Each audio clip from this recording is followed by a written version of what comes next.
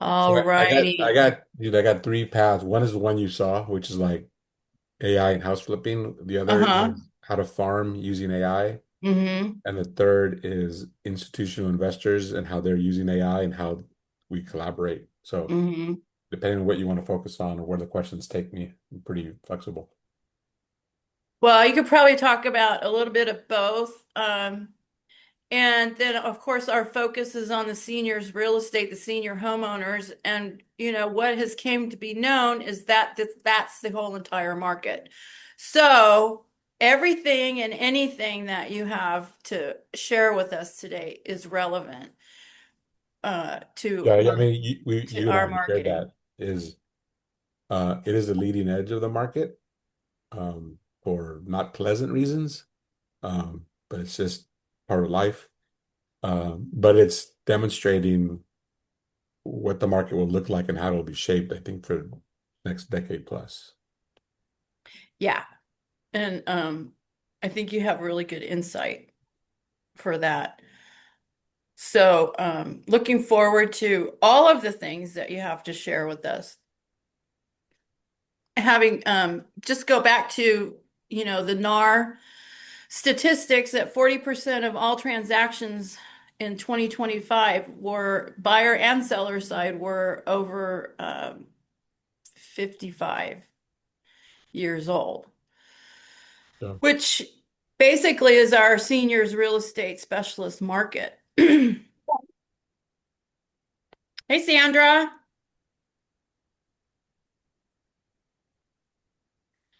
So we'll give it another minute or so for people to get signed on. And I'm looking forward to the things that we can do, the data sets that we can use to to implement into our marketing. And firstly, a lot of times what we talk about is our first circle sphere and how we can use AI marketing modeling for that. And then the other things that you'll be talking about. okay.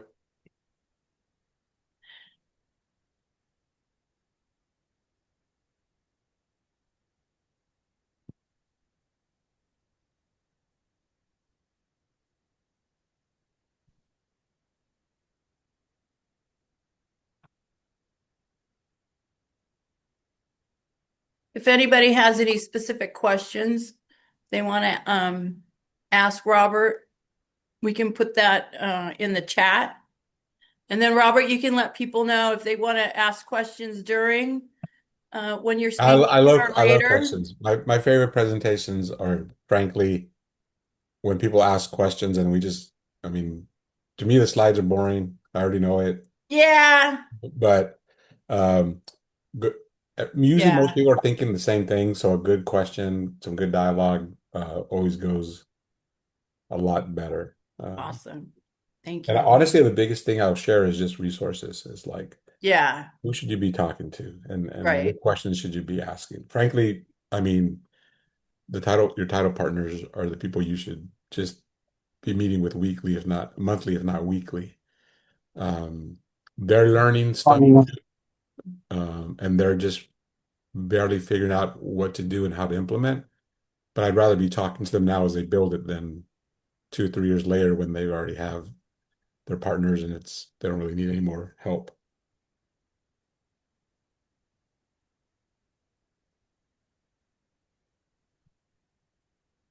All right, well, it's 1:35 and I would be happy to have us just to get started here. And for those who may be just tuning in at the last minute here, um uh Robert said we can do a question and answer format as we go along. So that would be really helpful.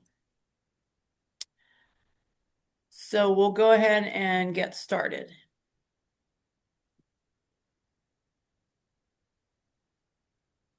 And you should be able to share. You want to sh share now? Yeah.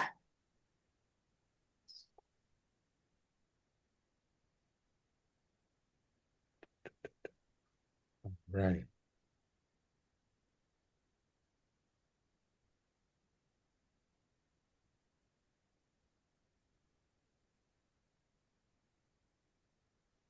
We don't have to start here. It's just the order it's in. We'll see what people want to talk about.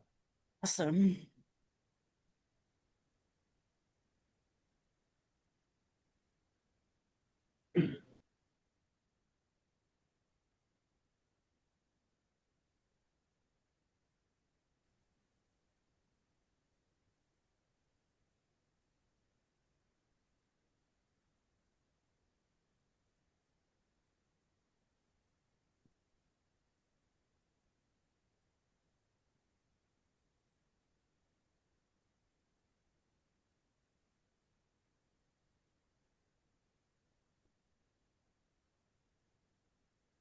Are we, you gonna Yeah, cue we're me in? ready. Okay. I didn't know if you're gonna announce me or what, or I just start talking. Oh yeah, no, just start talking.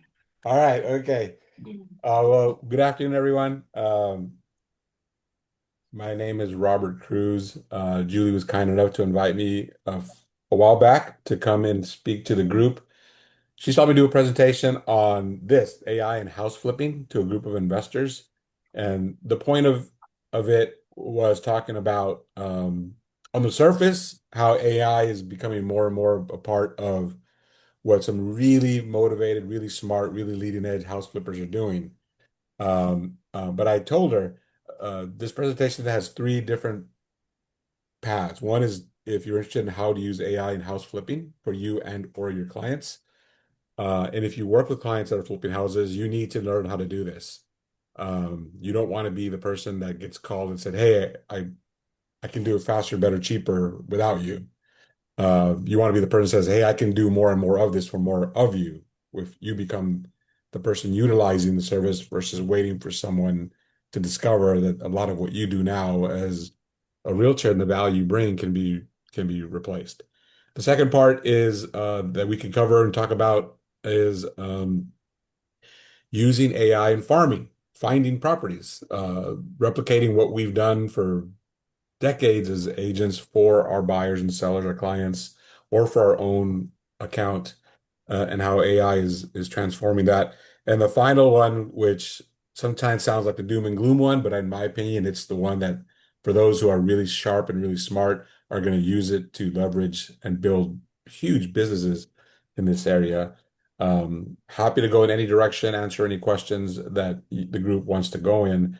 But I'll start with something kind of showing you how long I've been in this business and how I think and where I arrived at this. Um, and I love in general the idea of AI, just in general. But of course, in real estate, being a broker for 25 years here in Silicon Valley and seeing all these different markets and how it works, and then being involved in everything from directly with clients in transactions all the way up to building big brokerages and offices and coaching and training and leading initiatives in real estate. I've had a pretty incredible, from my point of view, window into all the things going on in real estate. And often that's put me in trusted positions where leaders ask me, "Hey, what do you think is going to happen next? What should we be doing to answer the next need and the next want?"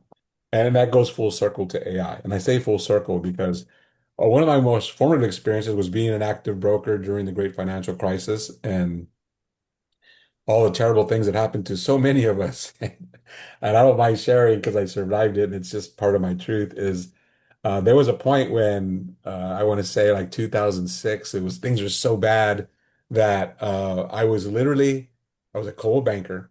We were working and we were dealing with clients from 9 in the morning till like 5 at night, just meeting after meeting after meeting. And you can imagine in 2006, these meetings weren't happy meetings. These were people losing their houses. And they came to talk to us about, can you help us save it? Can you help us sell it? On and on. Well, I would do that until 5 o'clock. And then at 5 o'clock, I would leave and I would go to the job that was actually paying me at the time. And this job was at Google. And I'd go in at like 7 o'clock. I think it was 6:30 or 7 o'clock. And I would scan books for 5 hours. I get out of there like at midnight. And the job was simply you'd go in there and you'd sit in front of a machine and they would bring in all these books. And all you did was turn the page, scan the page, turn the page, scan it, and you have to do like 50 books a night. I can't remember anything like that. Right. So imagine, I'm talking to buyers and sellers in Silicon Valley real estate all day long, making no money because they can't sell short sales and you can't do anything. But I'm just getting like constant this conversation of like, here's what's going on, and it was the same story, it's about variations, but just an intense education on what was going on at a 30,000 foot view in real estate and finance and our economy, all the way down to the story, the actual person sitting across from me saying, this is what my story, this is how I got into this house, this is what I was told, this is what I believed. Now I lost my job, now my this and my that, and it's just like this sob story. And I got really good at it because I hacked it. And this may sound terrible, listening to all these human stories coming in, I knew the only solution is not a human story, it's just a process and a system. What I meant by that is the people deciding whether you could short sell your house or not, or modify your loan or not, were not listening to your story, they were just doing math. They were taking their spreadsheets and what their expected return and losses were, and they were pumping in your story. How much did you owe? What could you sell it for? What was the timeline? And based on that, they would say yes or no. And the reason I got really good at this to the point where Gino Bafari hired me to train his entire company to do this was because I had the empathy sitting across from the people going through this. I had the human interaction, but then as soon as they left, I just pumped numbers into a spreadsheet and it was a machine. And it was like, yes or no. I love that couple, but it's a no. Man, these people are fraudsters and they're ripped off the bank and now they're complaining, but they're just going to be a yes. They weren't connected, right? And then at night, what was I doing? I was scanning books into a machine at Google. Why do I tell this story?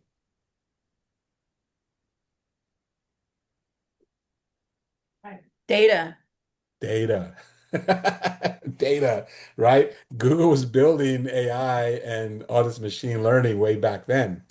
And they were reading every book, and it was so random. Like it wasn't like all science books, it wasn't all technology books. It was Dr. Seuss. It was like things you never heard of. It was like foreign language books. Every subject, every topic. They were just like, get the book, scan it, scan it, scan it, scan it. So in this story, right? In as a realtor, I was listening to the stories. I was the machine. They were scanning into me. They were scanning their story and their Hmm. experience into me, right? And I didn't react like, oh, this is a really sad sob story. We need to find a way to help them. I knew there was no option for that. You just scan the information and then you put it in, put the query into the database and it spit out the result because it was pre-programmed, right? And so people would tell me, "Oh man, this is how do you do this? How do you have such a high conversion rate?" And I said, "Well, I learned from the investors that were trying to dissolve these loans what their numbers were. They told me, and the reason they told me is because they had no clue that I was going to go and use it the way I did. Oh, they think of it as investors. They were like, we're an investment company. We bet on this product and it didn't go well. So now we're just trying to minimize our losses, and these are the parameters we use. So AI in real estate is not new. AI in life is not new in any way you want to think about it. And here's the reason why it applies for real estate and why it's a great topic for Julie and why all y'all get together around seniors in real estate and what AI is doing. Because ultimately, AI, it's called artificial intelligence. It has no intelligence. It has zero intelligence. It doesn't make decisions. It has pre-programmed outcomes based on the inputs, right? So if you think about it in real estate, in flipping, in investing, what is that, right? A great investor in real estate is like, oh man, I just love the feel of the house when I go in there. Oh, I love that color scheme and the way that backsplash in the kitchen, it was just right. What does a true investor do? Scan the Just looking for the data, numbers. put it in the machine, and spit out the number, and it's a yes or a no, right? Now, in our industry, there's so many houses and so many people. It's always been a very inefficient process. It's like, hey, drive around neighborhoods. Drive around neighborhoods, and if you see, manicure lawns, and in that one, the grass is brown, and there's the trash is piling up, and there's one or two cars that seem like they don't move anytime. What is that a signal for?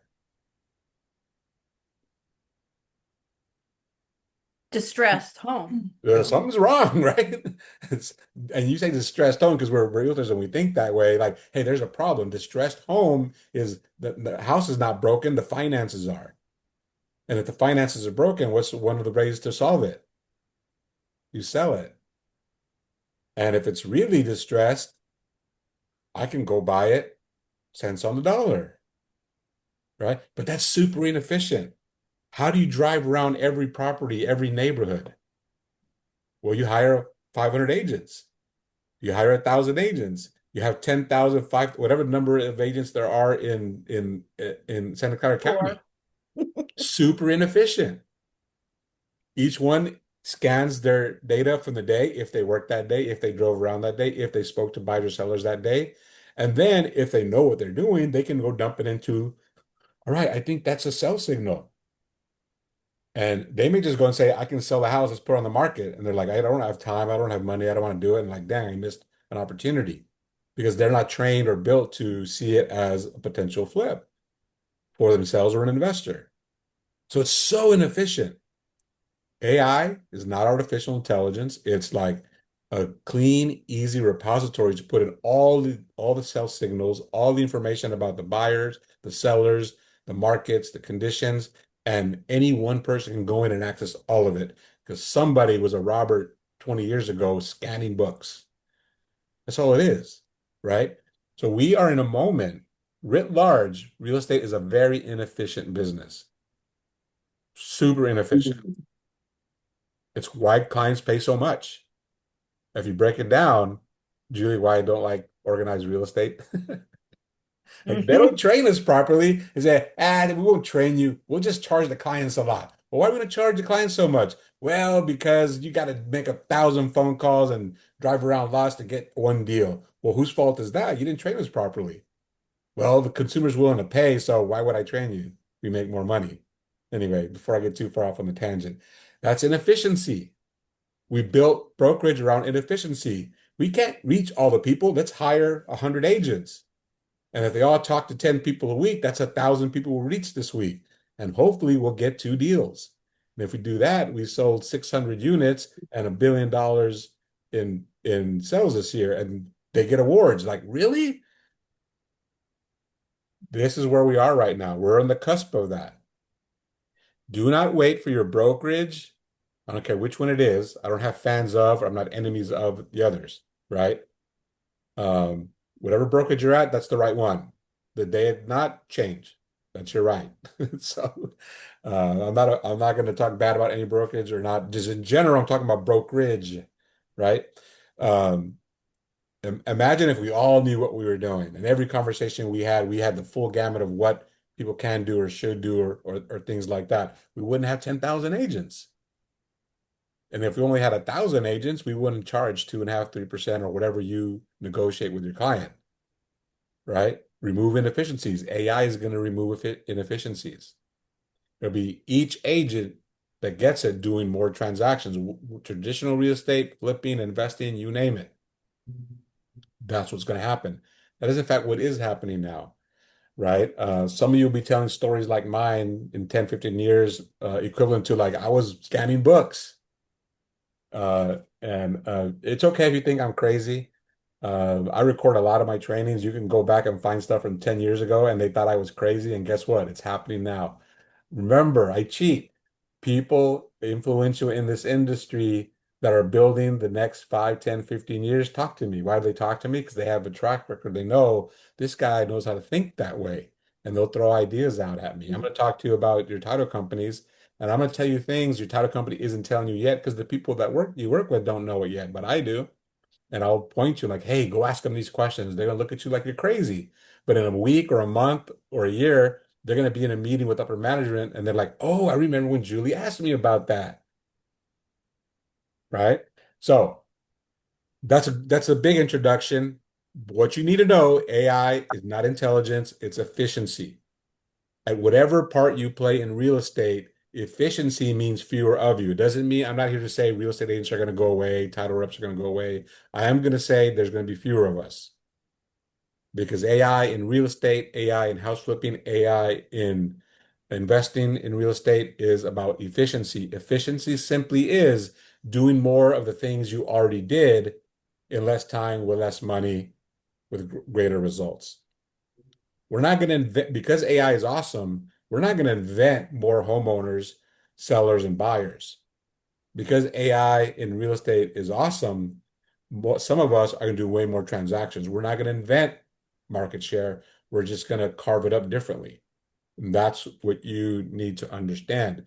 Relevant to this industry, in any major change in a system, in a process, or a way of thinking, a way of doing things, there is a test group. There is who is a test group right now in the changes in how we sell and buy real estate? There's a clue here. It's why you show up to this meeting once a month. Julie, what is it? I'm Who's sorry. selling houses right now? I'm sorry. Who's What? selling houses right now? What's the quote the number you gave me when we were talking before we started? Oh, seniors. Yeah. Seniors, 55 and over.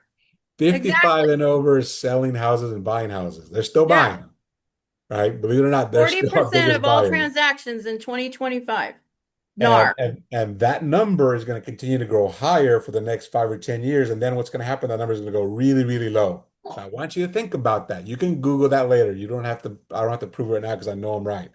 That number is 55 plus. That number, the age group of buyers and sellers is going to continue to grow for the next several years, and then it's going to get really low.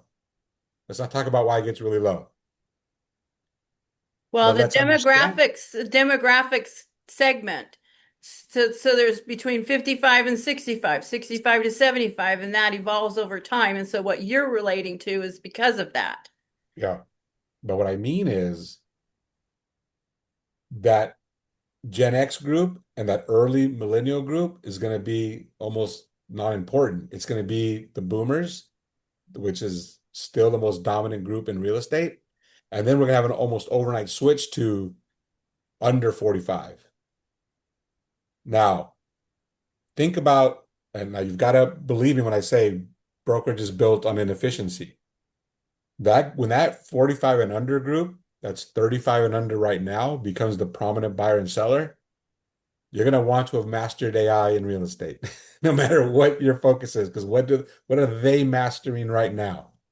Heck, who's building it? We see the headlines of the owners, the founders, but who's working it? Who's building it? Who lives it and breathes it right now? That cohort. Yep. Learn it now. Learn what it means now. Learn how it works. Start slowly changing how you operate, so that when that switch happens and the leading edge is already here, and I'll show you that, um, you'll kill it. Now, if you're like, dude, I'm retiring in 5 years, God bless you. You don't have to deal with any of this crap. Keep doing what you're doing, build your nest egg, and we'll all love you for it. But if you got more than 5 years in this business, right, beyond whatever I'll share with you today, just start understanding AI in real estate at a very high level. Promise yourself from this day forward, right?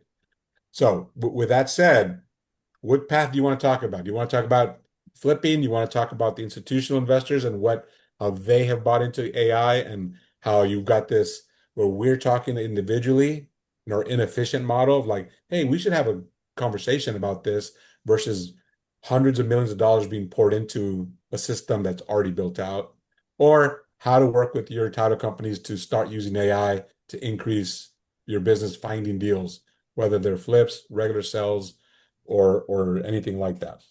I think working with the title companies. Okay, let's get to that part. Um, Anyone here that uses Fidelity Companies as your title partner? And it's Fidelity Fidelity. We Companies. do, yeah. I have Elizabeth Oh, we have a Castillo. Fidelity partner with us? Well, she's not here right now, but Elizabeth hangs out with us. Yeah. Okay. So if you work with Fidelity partners, just shoot out a quick text or email and say, hey, I want to know more about Aaron Lacey. Aaron, Aaron Lacey. Aaron Lacey. Yeah. What's going on there? I want to be involved. I want to be in the loop. Should I ask her And right now? yeah, I would ask. She'll probably say, I don't know. Yes. I But mean, you want that's to what set I'm your marker thinking. She now. probably gonna say, I have no idea what you're talking about. You want to set your marker now. Well, here's what I know. I was working with not Fidelity, another company, another sponsor, and Uh-huh. they were very concerned around their agents starting to use AI to source listings. Why would they be concerned with that? Using AI to source listings. Yeah. Let's say you're a top listing agent with title company X and you start using AI on your own to source more listings. Why would the company you've always been loyal to, why would they possibly be worried about that? Because you're no longer a revenue stream for them to pay for Your your. your potential flip to someone else, Yeah, you're not a right? revenue stream. Yeah. So Mhm. I did this with someone about 2 years ago, and they're like 30-year industry veteran, always work with First American Title, and I asked them, "Why do you use them?" I said, "Because I always have." But why? Because they're great. But why? Because they're my friends. But why? Because they're good. But why? Because my and I just kept asking, but why? But why? But why? But why? And then at the end, I said, "That's awesome. You're loyal. What do they do to help you get your next deal?" And what do you think his answer was? That's not my job. He said, "Nothing." Nothing. Nothing. It's not my job. And I told him, I said, what a freaking business model. They do nothing for you, and you give them all your business without a second thought. Now, title partners don't like when I say that out loud, but challenge me to the truth of it. Remember, Julie said, agents like me, management doesn't. Guess Well, what he did? they provide, what Guess, they provide. It's incumbent upon us what we do with it. They said oh, they're like, that's a perfect response. Now, that's why I said, go ask your Fidelity partner, hey, who's this Aaron Lacey and why should I know him? Because they jumped on it. They're like, hey, we got to get in front of this. We gotta get in front of this and bring in the people and the systems and tools so we can go to our agent and say, hey, this is why you should keep using us, or this is why you should start using us. ah, I just gave you a great tip. We could start right mm-hmm, now and you guys will make money in the next 12, 15 months with it. mm-hmm. But they won't be the only one because it's going to be fantastic. And the others are all aligning some way to do this, right? And here's why. Anybody ever drive down to by the title plant, the First American title plant in Orange County?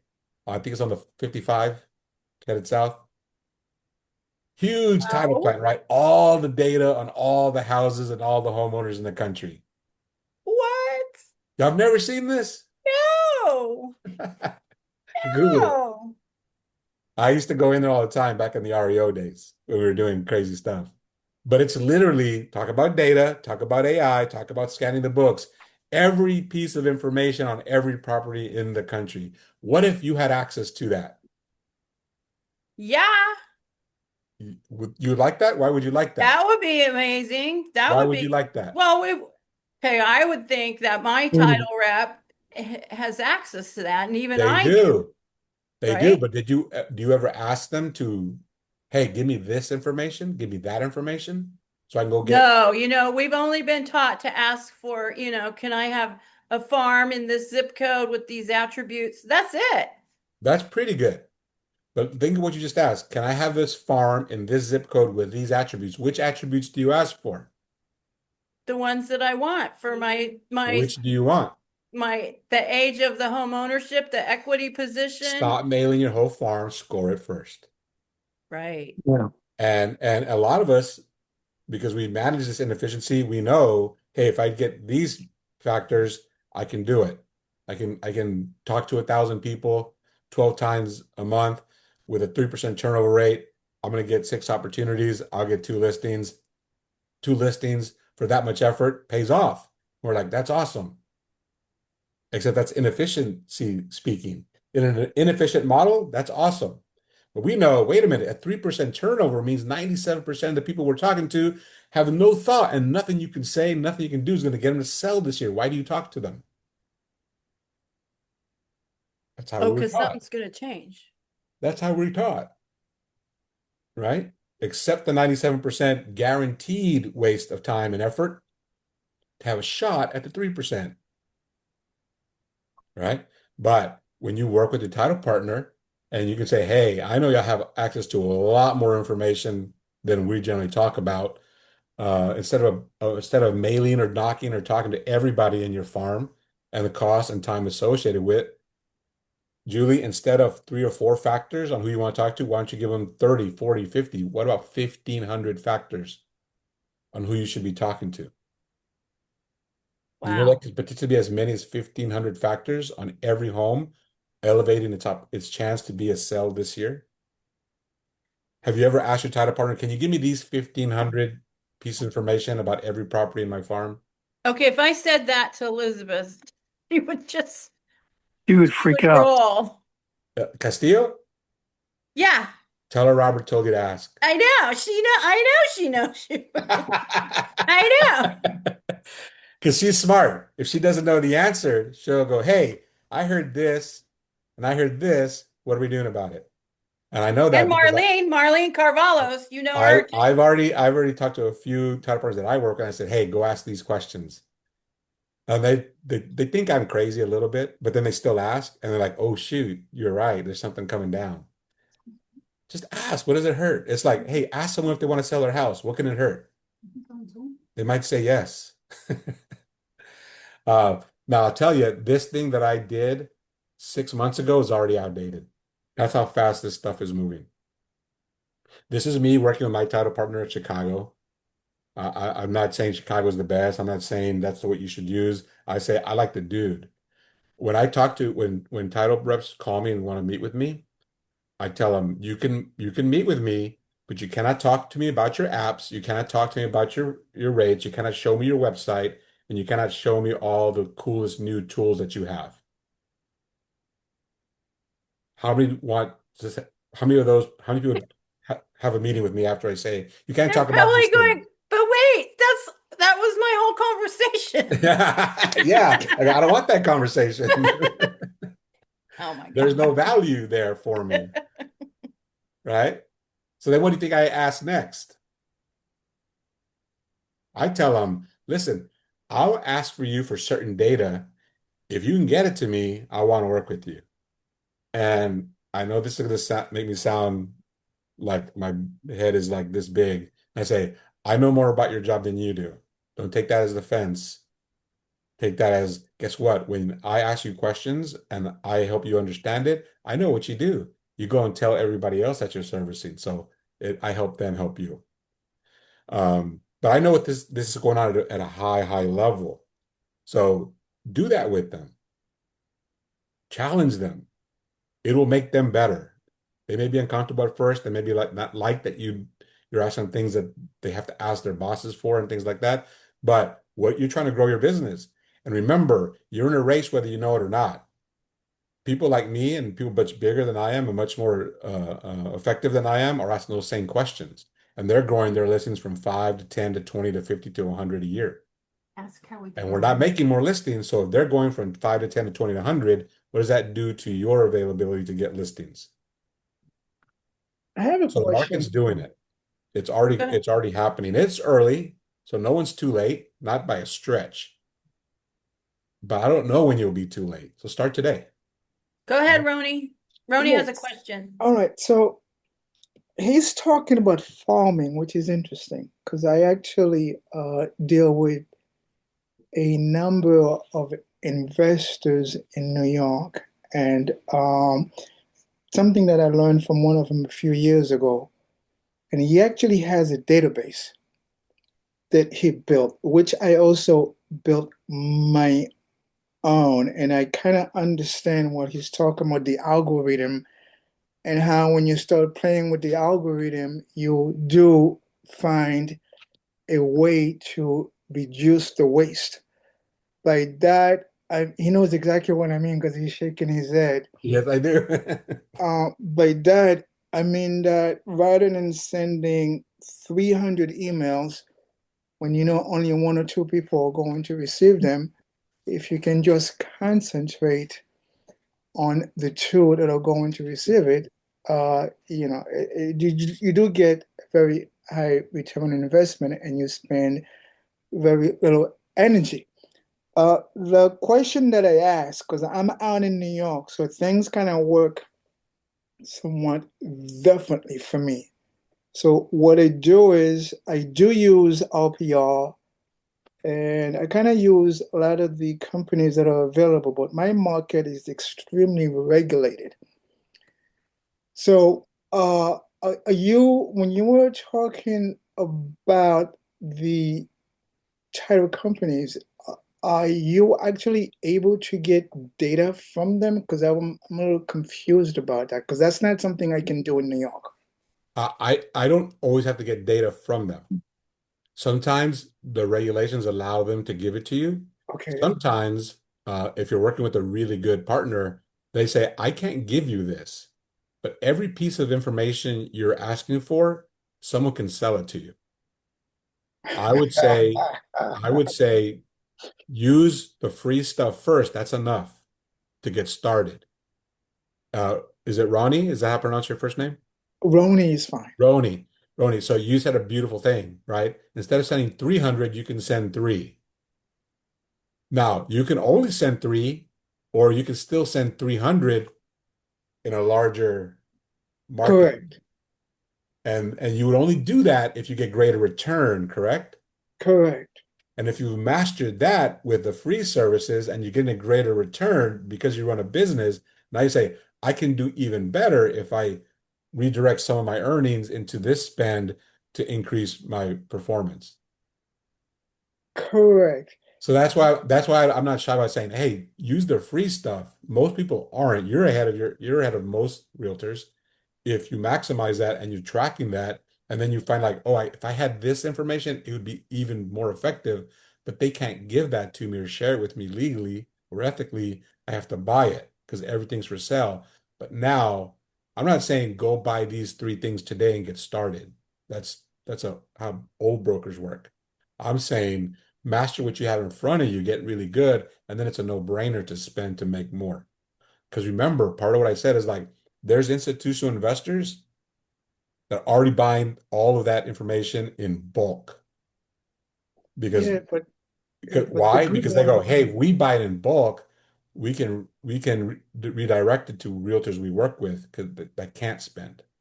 yeah, but I mean, there is one particular guy I know in New York. He's extremely successful. Um, he's got a database. I mean, and I had to learn how to do it. He uses Excel, and once you start, creating your criteria, you can really start limiting. Yes. Um, you can do a lot of wonderful things with it. Um, okay, all right, you give So me food for thought. Yeah. Well, hey, what's that's a the great. I love that in criteria? training. I gave you food for thought. That's a win for me. I Yeah, appreciate Julie, you that. know what I'm going to do? I have to run. I'm going to turn You off my computer. I'm going to join you, but unfortunately, I'm going to be on the road on my phone. Okay, give me no because I'm worries. something No just came worries. up. I have to run. So I No worries. might interrupt with some questions while I'm driving, if that's okay. Yeah. Gotcha. And this Be kind of leads careful. into what Roni was talking about, right? So in markets you want to work in, this is for someone that wants to invest, but it can be just I just wanted to get listings, right? It's just data. Look at the stock, annual turnover, sales percentages, and then if you start scoring with more and more factors that predict likelihood to sell, you become more and more and more efficient. So And here's the thing, and this goes to the criteria that you're getting to, right? And Mhm. then uh, we are all going after the same homeowners, Yep. realtors and investors. We're going after the same homeowner. It's who gets to them first, right? Exactly. This is, And yeah, I'm just, sometimes, can quite I make often, that any more clear? this is super important. We're all going after the same ones. Exactly. So I don't have to get better to beat others. I can just get faster and wider. I don't need more skill. If I can get faster, cheaper, and my message goes wider because I'm faster and cheaper, I don't even need to be better yet. But as I get faster and cheaper and get more at bats, I get better. And As then I what? get better, my Mhm. returns are greater. I can offer more per deal than you can. Because as my volume grows, my margins can get thinner and I'm still profitable. And now we get to the same deal at the same time. And because I'm way more efficient and way bigger, I can offer more than you are and I win it. Not because I'm better, not because I'm smarter, because I built bigger. It's the Amazon effect, right? So you run in two races. You run the bottom up, sharp elbows. There's another realtor in the same neighborhood as I am. These kind of small things will help you beat them. You run a bigger race against the big institutional guys that we're like, man, if I could only send 5,000 letters a month with a $3,000 spend, I could make it. But 5,000 letters a month at a $3,000 spend for 12 months is $36,000. And we're like, I know the math would work out. The math on the end works out. The math in the front doesn't. I don't have $3,000 a month. Institutional investors like, you mean for $500,000 a month, we can get all these at bats? No problem. Those are two races you're running. If you were not aware, you are aware now. The traditional one, sharp elbows with the realtor next door, and the other one with the institutional investor, right? Because we're talking about what if I could get in front of four more additional flips a quarter? And the institutional investor is like, what if I can get in front of all the potential flips in a quarter? And then when I find them, I'll call Julie and say, hey, Julie, would you like to list it? And then they're going to dictate to you if you say yes, how much you earn, right? Zillow effect. We've read this book before, no pun intended, from my earlier story. But these are the things why you ask sharp questions, why you bother your title reps. I know they're having those conversations at the highest levels. If Fidelity beats Chicago, First American and WFG to this, they're going to get more market share or vice versa. So they're building these things for you. You can build them yourself and you can start working, at least mastering that right now. What are the categories? It's super simple right now. I'm going to show you institutional investors that have up to 1,500 categories. None of these are going to shock you, but how many of us are doing it? Go look for small homes under 2,000 square feet on large lots over 6,000 square feet, pre-1990 build, absentee owner, low improvement percentage. If I came to you and say, hey, I know a guy, a couple live in a 1,600 square foot home with an 8,000 square foot lot. It was built in 1965. They've lived there for the last 30 years and they haven't made any updates and they're thinking of retiring and selling. What are you thinking as a realtor or as an investor? Yeah. What are you thinking? We need to list that house. Ton of upside. Are you just going to list it or are you going to add square footage to it? Because Oh if it's on a no. 6,000 square Yeah. foot lot and it's Hmm. 1,800 square feet, you can fit a 3,500 square foot house and you take it from a $2 million listing to a $4 million listing. We live in a magic land here in Silicon Valley, right? If all you did is just these three, these are really mundane. If you did your homework, you would find as many of these conversations as you can have a day. At worst, you're gonna get great listings, you're gonna get great flips, you're gonna investors are gonna be on speed dial with you because you can find them. Now I share this with you because I've already touched into the institutional investors that like they're doing this for me. At a month 2 months ago, I was like, I can't share this with anybody. I did the hard work with my partner in Chicago to like find this out. And then 2 months later, Julie, since the last time you heard me speak, like, oh, I got my big player that's like, we'll send you the stuff, Robert. We're doing all this at a very high level. We've got ISAs. We're pumping AI through every market that we want to work in. And as soon as we flag that person, we're going to call them with our ISA. We're going to offer them a cash offer. And if they do and they want to talk to a realtor, we're calling you first. Why are they calling me first? Because I talked to them 2 years ago and they were thinking about it and say, man, when this happens, I want to be your first guy called. Yeah. Okay, what are you going to do? Well, I'll give you all the insight I have about local real estate and how it'll work in your model, and I'll give you free information. I'll give you my 25 years of experience, and I want to be your first guy. And guess what? When I'm your first guy, I'm not enough. I'm gonna need help. You're gonna need help. I know all the realtors, so now I'm the guy. Now you can have this. You can make your mailers. You can go door knock. Life's not fair, right? Somebody be like, well, how come you got it? Because I started it 2 years ago. Cool, Hmm. cool stuff. Again, it depends on what your mindset is, right? I share this with some people and they're like, oh, we're doomed. I share this with other people like, hey, how can I be one of the first ones? Because we don't have enough people yet. And then here's the next thing they say, I want to get the leads. Like, okay, cool. They're not here yet. Whether you're an investor or a client, like, oh, call me when they're ready. Like, no, that's not how it works. I signed up 2 years ago and I'm in. You signed up now, you got to do the work to stay in, things like that. But just amazing, amazing things happen when you look at the financials behind it. You start seeing why it makes sense for you individually as an agent working with your local partners. Still sharp elbow, still using what you've always done, a ton of free service. You don't have to go out and spend a ton of money on a bunch of stuff. You still have an advantage as a really active local expert knowing people one-on-one, which I love what you do, Julie. Remember I told you I knew what you were doing 2 years ago? Is that time 3 years ago? Is that time frame starting to make sense? When I Yeah. was talking to people 3 years ago and I knew who you were talking to 3 years ago, and I was like, you're killing it, Julie. It's going to be even better than you thought. Or I shouldn't put words in your mouth. Maybe you knew all this too. But Well, I was paying attention you anyway. made some really astute decisions about where to focus your business on. And I appreciate that about you and I congratulate that. But the rest of us can catch up. The rest of us still have tons of opportunity and stuff to do.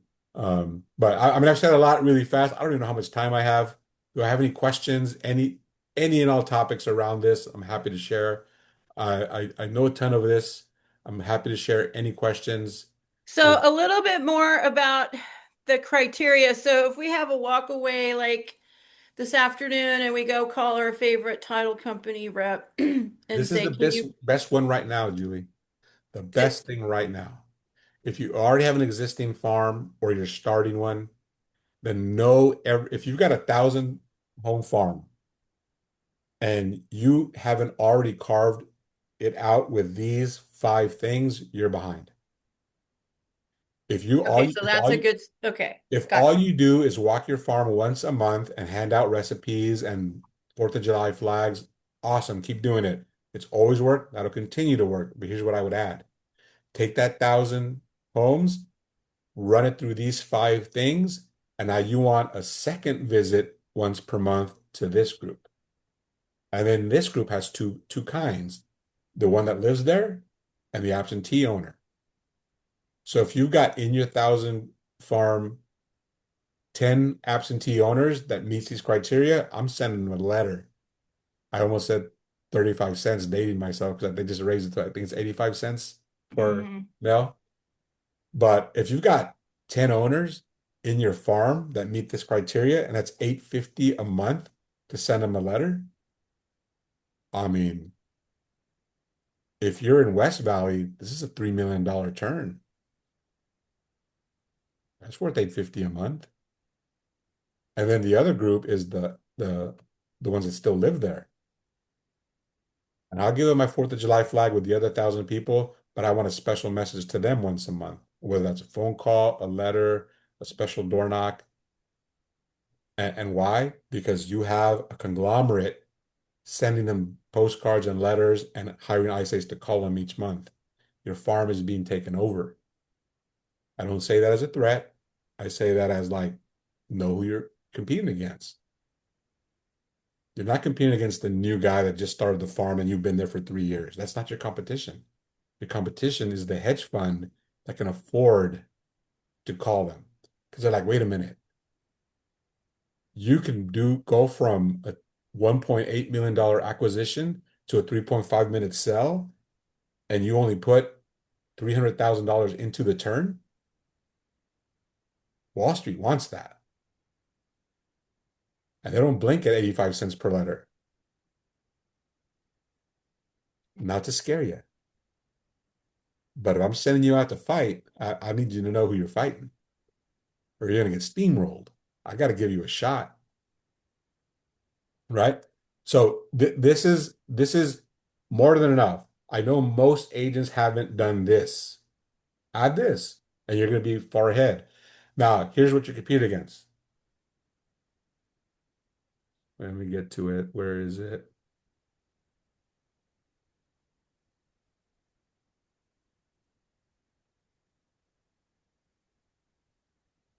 This is the group that said, "Hey, we want to work with you in Silicon Valley." This is what they do: cash offer requests, new off-market deals, bulk sales.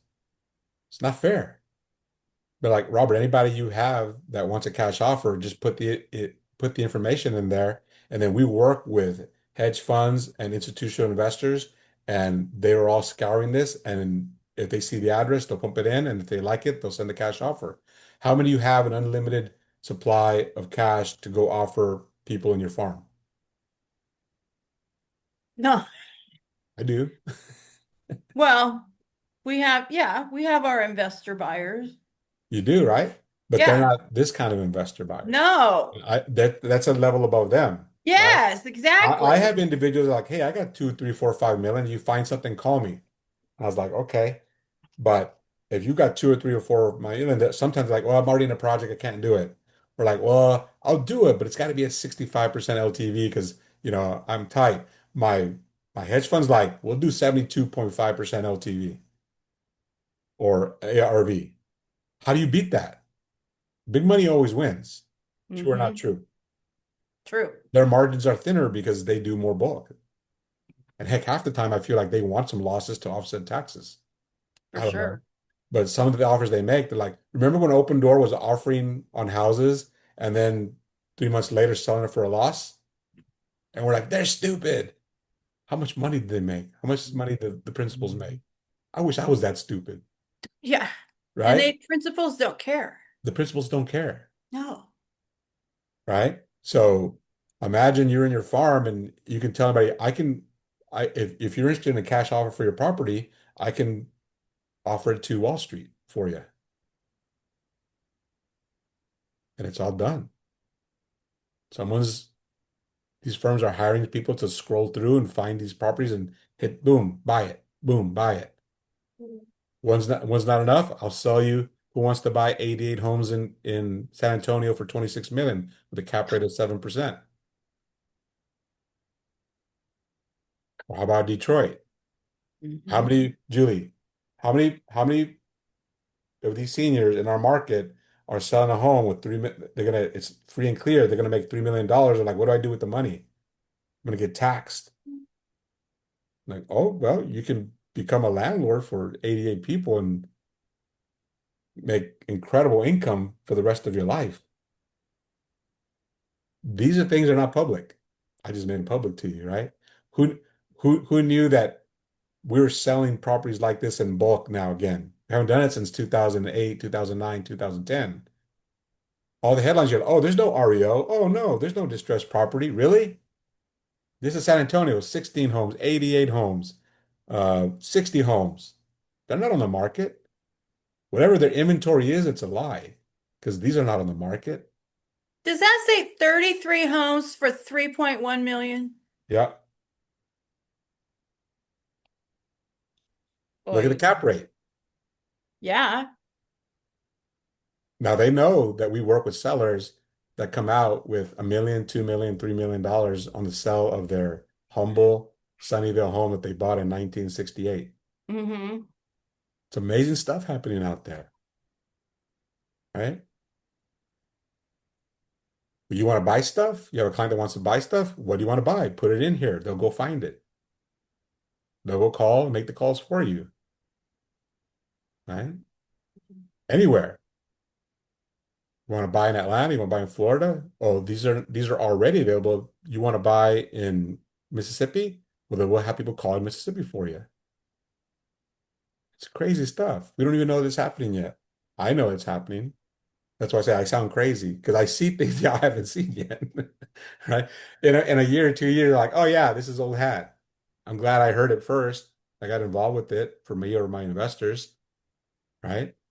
They're calling all day long. If you have investors that are like spending three, four, five, $6,000 a month to find people, they do it at these kind of rates. You can't compete. I can't compete, right? Look at this. For $7,500, they'll get you 65 qualified seller leads delivered. You're a realtor. These are 65 people say, I'm interested in a cash offer. What's that return in our market for $7,500? It's crazy stuff. Do both. Call your title rep. Hey, I have a farm. I still walk it religiously. I hand out the recipes. I hand out all the stuff. We know that's worked. It's always worked. Call it through those five factors I talked about, minimum, and start building towards this. I think I skipped over. Yeah. AI seller leads, 1,500 plus data points per homeowner. The five things I want you to scrub is good enough. They can't compete with 1,500. Mm-mm. So it's again, I'll date myself, like my white hair is not dating me already. But Yogi Berra used to say it's getting late early. Some are Googling who's Yogi Berra. You should Google it. It's an amazing encapsulation of the time right now with AI in real estate. It's getting late early. It's still early. You used to have everything in front of you as a buyer, as a consumer, as a listing agent, as a flipper, investor, all these things. It's still early, but the rate of growth is exponential because it's getting early late, right? This is a So, go ahead. No, go ahead. I was gonna say that's a ton I throw at you real quickly. But listen, this is how the information and this is how changes are happening really, really fast. If it's too So, much, too fast, log into one thing, take one nugget and go with it, and then build and grow on it. Go ahead, Julie. um, so yeah, the nugget for what we're gonna have the conversations with our title reps now and refine our own farms that we already have. And then, so with the AI component though, is there something that we should be doing as agents on our own behalf with our own AI? So this is what I do. I'm doing it real time right now. So I've always collected data on my own, but right now, I still do all the old-fashioned stuff. I'm still as many weekends as I can in an open house. Why? Because it works. I'm not like, oh, AI is going to save me. I don't have to work on weekends. No, I'm out there grinding with you on the weekends, sitting in an open house, hoping somebody comes in, right? And I used to think if I can just engage them in conversation, they'll see and hear what I know and how much I can share with them and why they should pick me. Right? Now I'm like, I just need their name and phone number. Why? If I get their name and phone number and email, I go home, I put their information in my database, I start taking notes. I already know what they're looking for because I saw them at a house that they liked or didn't like. And then I use Claude and I have these projects and I'll have like open house project and I have all my notes on what I want to happen. So then I put in the property they were at. I put in market data on that area. And then I say, hey, Claude, I want to call these people I just met today at the open house. And I want to give them a really high level discussion about what the market's doing and why it would be beneficial if they got in a phone call with me or a Zoom call to talk about that property if they have an interest in it, or generally about the market they're in. And then it does it for me. It gives me a fantastic piece of a one pager or two pager with like super high level information. And then I'm got to the point like I don't even craft the email to send them. Say, okay, cool. Like if you'd walked in and I'd say, all right, great. Now craft an email so I can send to Julie that will designed to help her entice her to call me and set up that appointment. And it does it. And I just send it, right? It does all that for us now. So those are very simple means of what you're doing. I'm pretty well known for market data, and I do presentations and I share what I know about the markets. And people have kindly said, hey, nobody knows more about the market than you.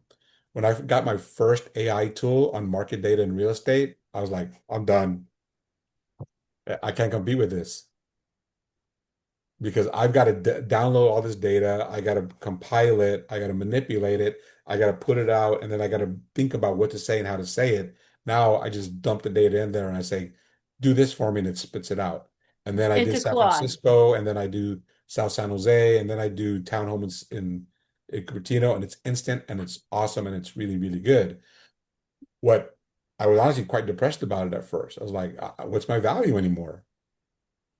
What's my value? And then I realized my value is I know how to ask questions. I know the data so well. I ask it really good questions and I direct it on what to say and how to say it. And now it's super fast. It doesn't say things that I didn't know. It just does it way faster. And where I would try to get one conversation like that a week, and if I did that, I was going to have a really good year. I can have 2 or 3 conversations like that a day. So I use that as an example. If you're not playing with Claude or ChatGPT in everything you do in regular real estate, you're going to fall behind. Because now I'm doubling and then tripling and then quadrupling the people I talk to with my expertise and knowledge.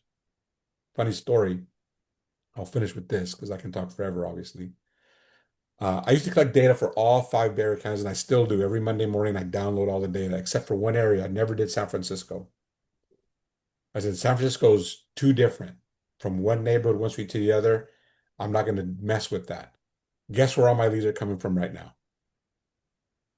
San San Francisco. Francisco, right? And so I said, here's the beauty. I know how to collect data. I know how to analyze data. I know where to go find it. I already had a methodology for dumping it in. So I just took a deep breath and I said, okay, I'm doing San Francisco now. And then because I knew how to ask questions of the data I dumped in, I was like, oh, shoot, I've never done San Francisco data, but it looks and feels just like the Santa Clara stuff I've done for decades. And so now, like, oh, I'm the preeminent San Francisco market expert, right? Why does that matter? Because those things are going for 1, 2 million over asking price because all of that AI money is fighting for it right now in July, pre-IPO. When it goes IPO and they actually have real money, it's going to go even higher. And then what's going to happen in our markets? Gonna elevate. It'll elevate it, right? With a straight face, I was talking to a buyer yesterday, and I said, it's a great investment. And he goes, well, I've never built anything. I don't know how to develop. So you don't have to. You just have to buy it now, hold it until May and sell it. You'll make money. But there's rare times where you can say you can make money by doing nothing. You just acquire it and hold it. And in very specific areas in San Francisco, that's a strategy. Now imagine when those prices in like 95114 in Hayes Valley, in Dolores Heights, and then those median prices jump to 4 million, they're going to migrate south. So if you've got seniors living in homes, time's undefeated. They're going to say yes to selling more and more and more and more. They're in a beautiful time. That property that reached 3 million in Sunnyvale is going to reach 4. Amazing things happening right now. But you got to jump in right now. You'll be fine if you wait till next year to see if I was right. You'll be fine. But why would you wait? I mean, the first thing you should do with ChatGPT or Claude is ask it, does this guy know what he's talking about? I know what to say when you ask it, and you'll be fine. You'll be more than fine. You're going to be excited. You're going to have an amazing next 24, 36 months for you and your clients. Right? I'm a fan of agents because I'm a fan of buyers and sellers. I'm not a fan of brokerage. Because brokerage is designed to kind of screw both. I know It's this a is being different recorded. They can question me. it's a different business model. It's a That's all. different business model, right? And then I That's love it. all. I expect we have different brokerages here, but we're all agents. Yeah, All exactly. agents have agency with buyers and sellers, and that's my group. That's who I love to talk about. That's who I love to work with. So that's what I'm a fan of. Any questions? Clay, did you have a question? Drake. Hi, Nope, Drake. I'm good.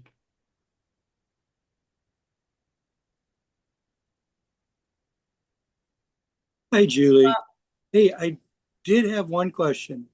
Robert, do you have a set of prompts that you specifically use in Claude? Yes, I do. Uh, can we get some of those? What kind do you want? Um, Like, what is your goal? Like, there's so many things you can do. I have a bunch of them, and if you tell me what you're looking for, I'll describe to you if I have one or how I would build it. we could have a whole prompt class because I Just mean, just do one. it's It's it's it's it's not that hard. What's one? okay. One, yeah, like the prompt is the super important. It's yeah, it's incredibly important, right? Yeah, Because if like here's before you do anything, go in it and you have to put in it. Don't make me sound like I'm all knowing and every question I ask you, every idea is the best ever. Question me, be doubtful, never exaggerate, be very hypercritical of everything I put in here. Or else I'll tell you like, oh, you want to go to the moon tomorrow? That's a fantastic idea. I totally think you can do it. Know that. Okay. That's right. It's not intelligent. It's actually kind of stupid, right? It doesn't think. It does exactly what you say to do, right? It's like, don't tell Claude to jump off the bridge. It'll yeah. jump off the bridge. Okay. Don't use colloquialisms and things like that. It is not intelligent. It is just way infinitely faster than you are. At whatever level of intelligence or efficacy you have in real estate, now you're really fast at it with AI. Get that in your head. Like, if I don't know much about real estate, that's okay. It was to help you because when you don't do much, what does your broker tell you? Hey, you don't know what you're doing? Do more of it. It's a numbers game, baby. Right? Or yeah, with AI, you can really elevate the numbers. If you're good at it, just do the stuff you're good at it and increase your universe of conversations and where you're going. I didn't plan this. I swear to God. One of the clients, the investors that I work with, and I did this for, he just got a call. We gotta go do an all cash offer. It works, right? Literally as we're talking today, he's like, I got one. We better go talk to this seller. But yeah, if you want an idea of like what kind of prompts, I'll give you an idea. Like again, I still do I do stuff like one is analyze for investors. I'll put in a zip code and I'll tell it to analyze the last 20 years of data, which I happen to have, and I pump it in. I say extrapolate out major events like COVID, the GFC, and I want to see the stability of the markets absent a major event. Then go back and see when there is a major event, how does that market perform and how does it recover? Right? Why do I want to know that? I want to know the safest places to bet my money because even though I am in 25 years, I go generally real estate's always going to win. But in 25 years, I know unless we have a crash, unless we have COVID, unless we have rates go up by 250% in 9 months, there's always a but. So I put in that kind of prompt. So now, whenever someone says, I'm interested in investing in this zip code, I go in the zip code and I've already told it, when I ask you for a zip code, do all these things in the background and then tell me what do you think about that zip code and investing there in the next 9 months because my potential investor, wants to buy and flip with a turnaround time of about 9 months max from acquisition to sell. I don't have to do all that groundwork research anymore. Or I already have 20 years of data. Here's a zip code, use this one. His timeline is 9 months, his timeline is 6 months. And so now, because I built it, if you call me and say, what do you think about 95135? I just punch it in and it spits it out. I'm fast, super fast now, right? So when I built that, and then I and started showing people in San Francisco, and I was like, oh, shoot, based on historical trends and there's another example. I asked it to look at core markets with big IPOs in the last 20 years and how that local market reacted. For example, 2012 when Facebook IPO'd, where the people that worked at Facebook, where they lived, that market grew by an extra 6 to 10% versus the greater market in terms of equity growth. That was a $102 billion IPO. In San Francisco, they're looking at two competing trillion-dollar IPOs, right? So when I said, "Oh, you're looking in there? Oh, it's listed for 2 million, it's going to sell for 4, that's a bargain, buy it." Why is it a bargain? Because they're buying with pre-IPO money. When they have real IPO money vested, they're going to pay 6 million and not even blink. Tons of data poured in, spits out all that good information, right? Those are two examples of prompts I use. I do an open house. I go in and I say, I'm doing an open house at this address. Again, I already have all the historical data in that area. So I say it's going to be in this zip code. Here's the specifics of that property. What should I be sure to talk about with buyers when they come in? And it gives me incredibly high level, like PhD level real estate stuff, right? Where I used to spend hours preparing for that open house to do that at a high level if I had it. Many times, being honest, like I don't have time. I'm just gonna go wing it when I get there. I don't wing it anymore. I spend 5 minutes with the prompt. It spits it out. I bring in like 5 things, and then I'm like, "Hey Drake, thank you for coming. Here's some information. Read it over. I would love to go over with you in a call later this evening or sometime this week. I have all my information with the Zoom, so they can set up and I guarantee you, no one that they visit at an open house is going to give them the level of information that I just did. Yeah. So there's nothing you do in real estate that you can't build a prompt for to, you're not making yourself smarter, you're making yourself faster. Own the fact that we are inefficient. This helps you become incredibly efficient. That's just fast. All right. Efficient and more unique, more unique. That means a better resource than. Early on, it'll be unique, and early on, I'm standing out. Mm-hmm. Within a year, everybody's gonna be doing it, and you just got to be the best at it. That always But happens. You know this. yeah, we'll be way far ahead. And then You I get put in the creative. chat, there's something that I use called promptcowboy.ai. And so it helps you build a prompt. It's exactly that.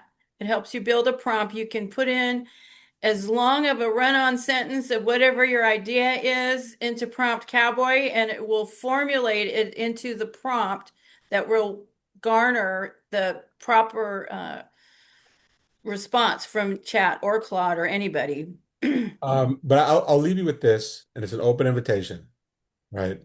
I'm not from your broker. It doesn't matter. We serve the same clients. We're all agents. Uh, I believe in agents sharing. Certainly, there's stuff and rules we have to follow when we're at different brokerages. But if you're like, Robert, I want to do what you do and how you do it, I'm happy to work with you. I'm happy to build things together. I'm happy to, if you want to, if you got a client that wants to buy 33 houses in San Antonio and you don't have access to it, you do because you know my number. Anything and everything under the sun, you'd be shocked at some of the things I get involved in. Um, but anytime you want to collaborate, anytime you got a deal that you're like, man, if I had Robert's access, I could get this deal. Call me. We can collaborate. And the thing is, when I collaborate, I teach you exactly what I'm doing. I get paid with a deal. You get paid with knowledge, and knowledge is you can do it over and over and over. Those of you who don't know me, you can ask anywhere. I've always been agent first. I help agents. I help them grow. I help them build. I don't store knowledge. I share it. It's what makes me happy, right? Well, and that aligns perfectly for what it is that we do with the SRES networking meetup group and my market makers. And we really appreciate your time and all this information.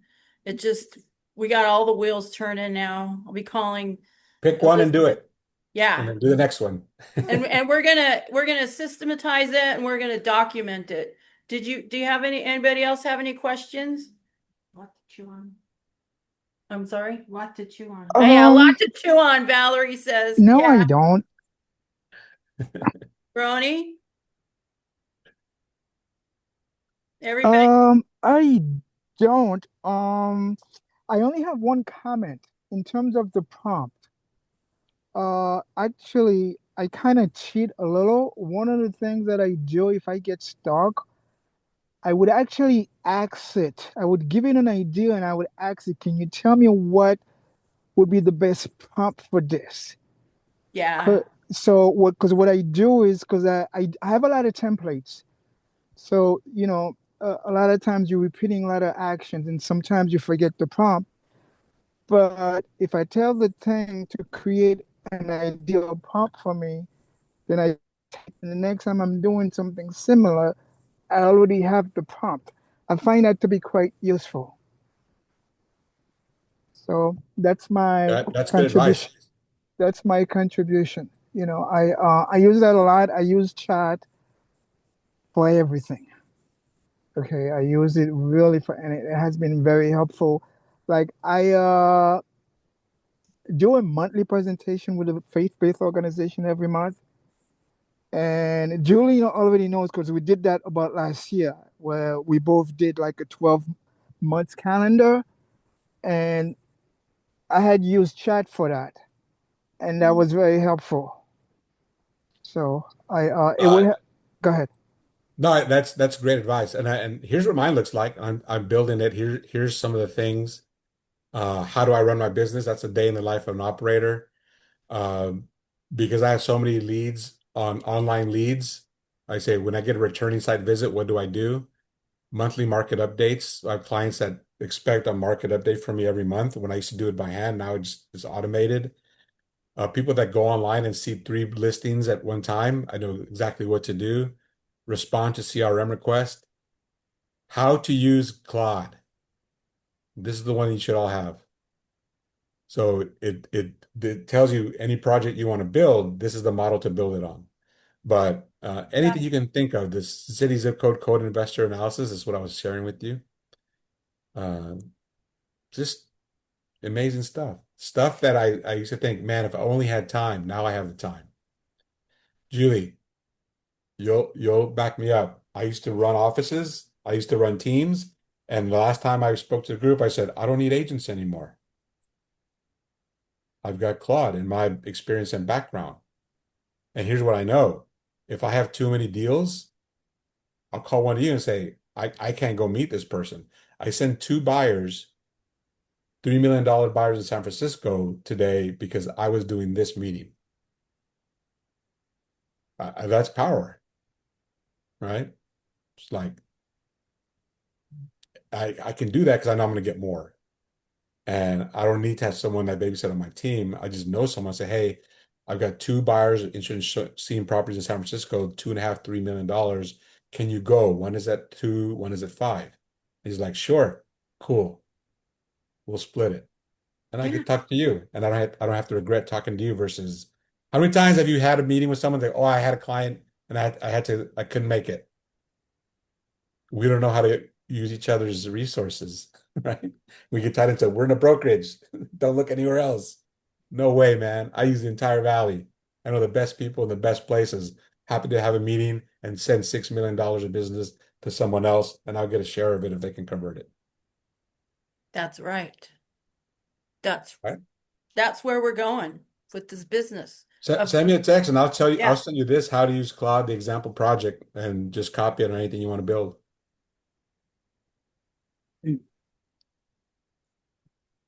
All Hey, right. Julie, one question. Julie, Yeah, go ahead. can you post this session uh, uh in the page? Oh yeah. Because I'm Oh actually may yeah. want to. We're I'm yeah, at we're recording today and we'll have it up on the website and I'll have it in the link in the bulletin and the email. Yeah, because I want to watch it over.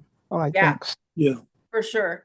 And then this will evolve as well because this is just the beginning of the new dynamic in our marketing and farming going forward because it But does have to be um that finite, that Rob- Robert said determined. send him send him a text. What's his phone number? Oh, do you want to put your phone number in the chat Oh, or? sure. That would help, right? Well, and I'll have all of your information available, and of course,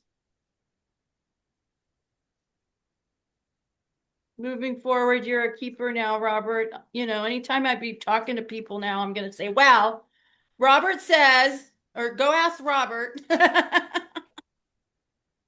I'm happy with that. That's how I built my reputation. Mhm. I'm wacky at first, and they're like, oh, he was right.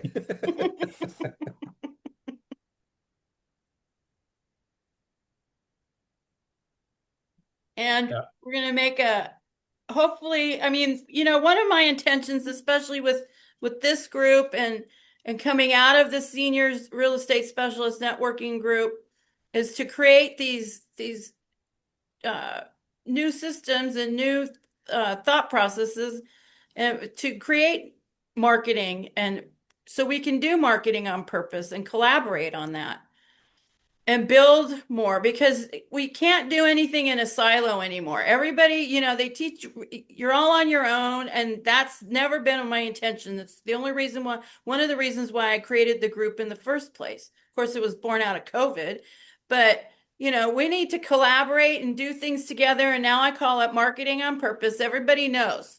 Julie says marketing on purpose. And they're like, what the hell does that even mean? But this is what that means. This is exactly what that means, marketing on purpose. And now we're going to go and implement. So I really appreciate your time and all of this knowledge base that we've acquired now. And this is just the beginning. So we're going to be done now. And thank you, everybody, for being here. And we will see everybody next week. And thank you, Robert. Thank you, Julie. Thank you to everyone on the call. Hope you do well. Rooting for you. We'll keep you posted for sure. Thank you.